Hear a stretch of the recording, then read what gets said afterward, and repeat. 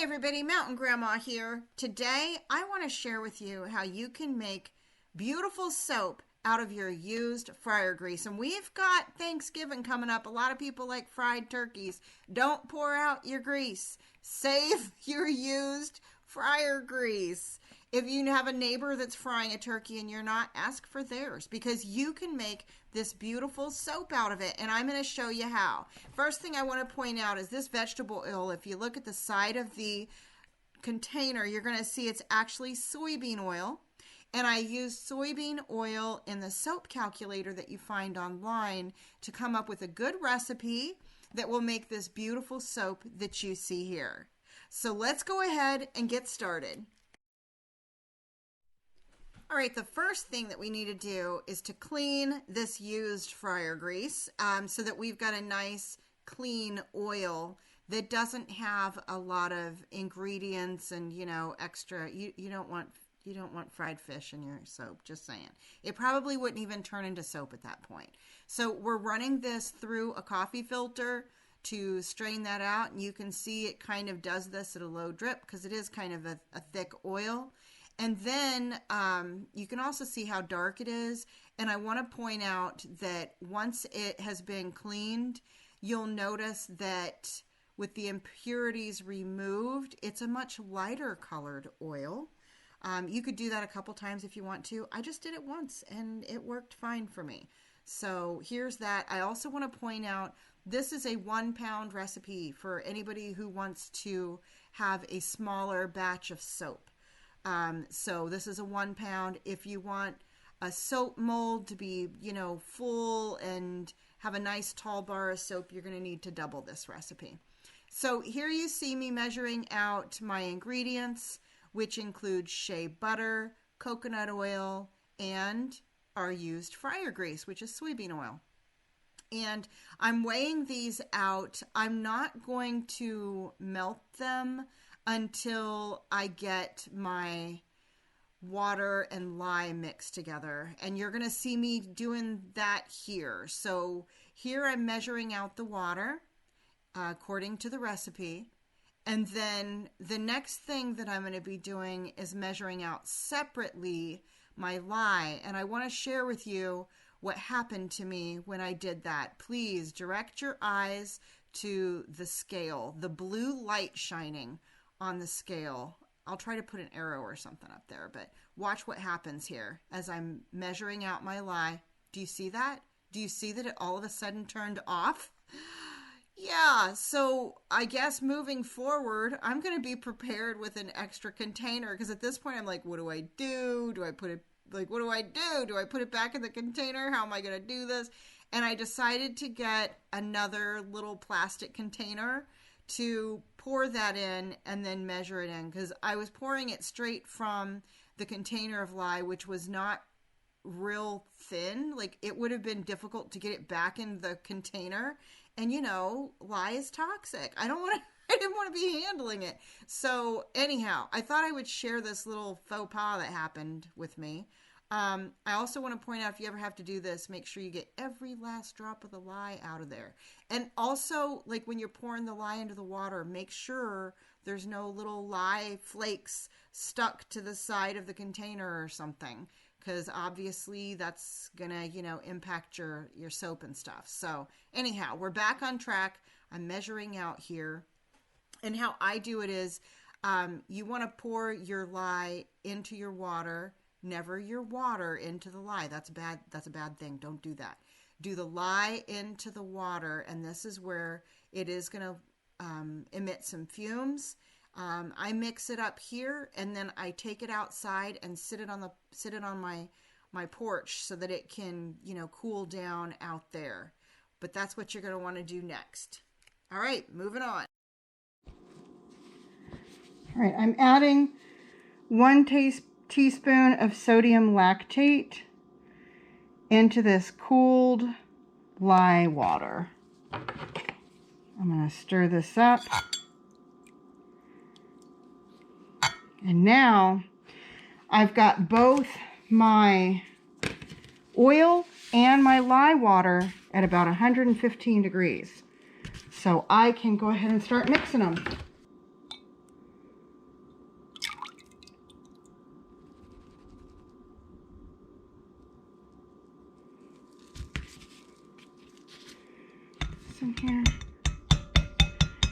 bubbles out. So for anybody who watches my channel a lot, you know that my videos are usually very brief, and I present all of the information kind of in bullets, if you will, just to get right to the point, because that's what I like to do. But I'm not doing that here. I want to share with you the whole process so you can see exactly how long it takes for this soap mix to come to trace, and you can see what it looks like while I'm doing that. And my goal is for it to not get too thick. We're looking for pancake batter. I can see it getting thicker already. All right, and we are about a little over a minute in here. And you can see this slowly starting to thicken.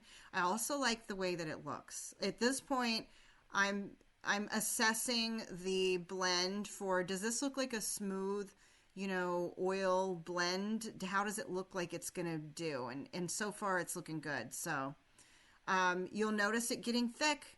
I mean, it only takes about 3 minutes or so for this particular recipe to get thick enough. And then once it's at the point where it looks like it's kind of like pancake batter-ish, then you want to go ahead, and what you see me adding in here is the fragrance oil. So I'm going to continue to blend that up, and I'm just paying really close attention. I don't want it to get too thick because it's harder to pour at that point.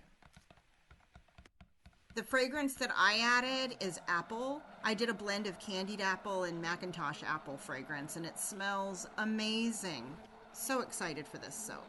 All right, here we go. I don't want it to get too thick on me, so I'm watching really closely for that.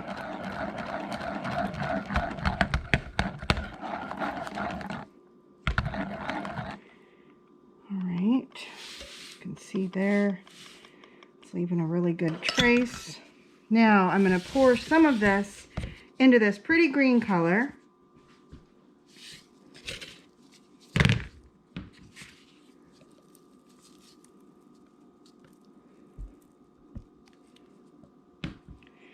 And I'm going to reserve a little to pour into this white color. I do want to point out a couple of things. You might notice the cardboard that I'm using, and you might notice what a mess this is. I am messy when I'm making soap, and I find it easier just to use a cut up piece of cardboard, and I have it taped down to my countertop, so then I have easier cleanup. Another thing I want to point out is these soap mixing containers that I'm using. Those are super handy if you want to use colorants and stuff. And I purchased those at a really good price. Can't remember how much. I just know that it was a really good price because I'm kind of cheap like that.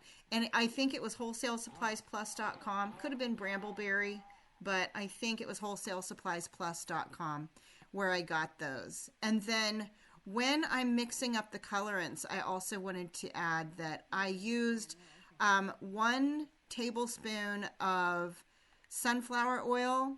And in that 1 tablespoon of sunflower oil, I added in a teaspoon of my colorant. They say do a teaspoon per pound. I actually added a teaspoon into each of these. For the white, I used titanium dioxide.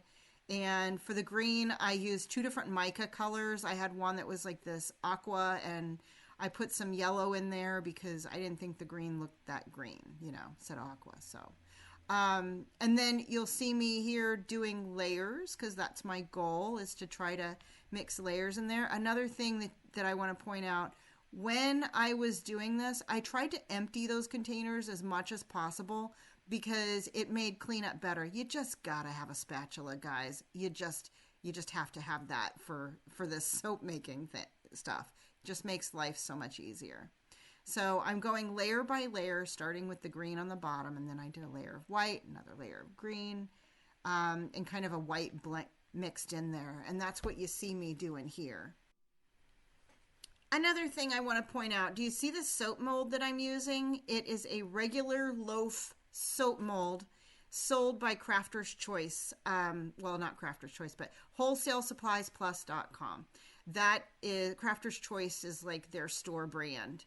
So that's who it's sold by. And I also want to point out that 1 pound of soap, which is what I did for this batch, was just 1 pound, makes kind of a short little soap bar. See, I've got almost all the soap in here now, and you're going to see me put in a couple more layers, but it's not a very tall bar of soap.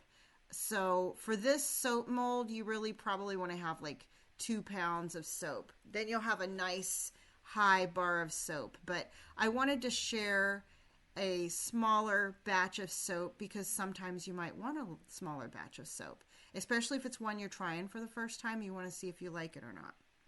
So now what you're going to see me doing also is I've got the last bit of white soap after this green, and I'm just kind of using the rest of it. And for the final top layer, I'm blending together the white soap and the green soap to make like a pretty little decoration on top, like different colors. It's a little swirly on the top, and that's what you see me doing here.